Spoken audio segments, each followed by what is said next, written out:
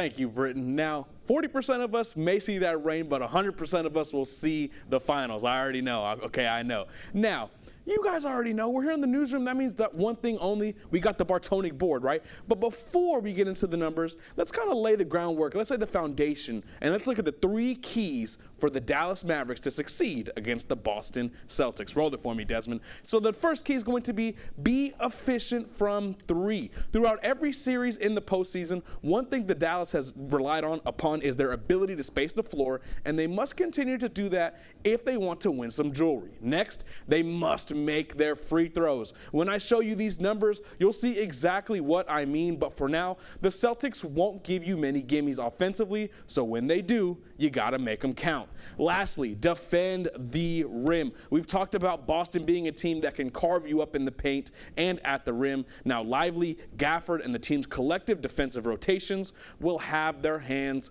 full. So, come with me. You already know what time it is, y'all. Bartonic board on your screen here, on the screen here. You're going to see 6 points, 2 for each key. So key number 1 was they got to make those threes, right? Be efficient from 3 more in particular.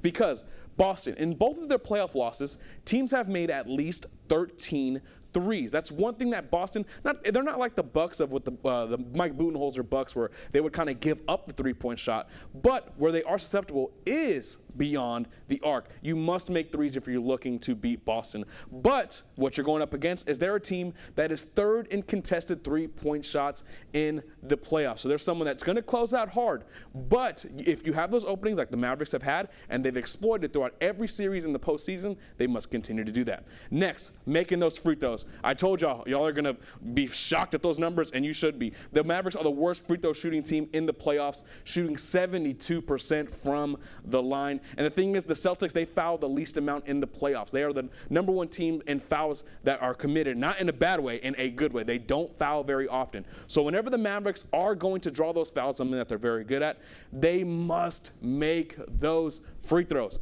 And lastly, it was defending that rim, right? Keeping that paint clean as you can. And it's because Boston is number 1 in the NBA in points off of drives. They shoot 55% when they drive to the basket. And they also don't turn the ball over when they drive to the basket. 9th lowest turnover percentages on drives. So Dallas, like I mentioned, those team rotations, it's not just Gafford and Lively protecting the rim. You got to rotate. The weak side defenders have to be there and stop whomever it is that's driving to the basket. Now, I gave you all the numbers, right? And you guys can, argue with me and all that, this, that, and the third. But one thing you can argue with is Jason Kidd. And let's hear who he's relying on in the NBA Finals.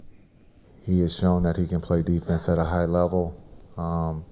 He's also shown, that he'll take a little time off when needed defensively. But when it comes down to it, he's about winning, and that's why we're here. Shocker, it's Luka Doncic. That's who he's leaning on, and that's who I'm leaning on as well. I got the Mavericks in 6. Sorry, John Kirby.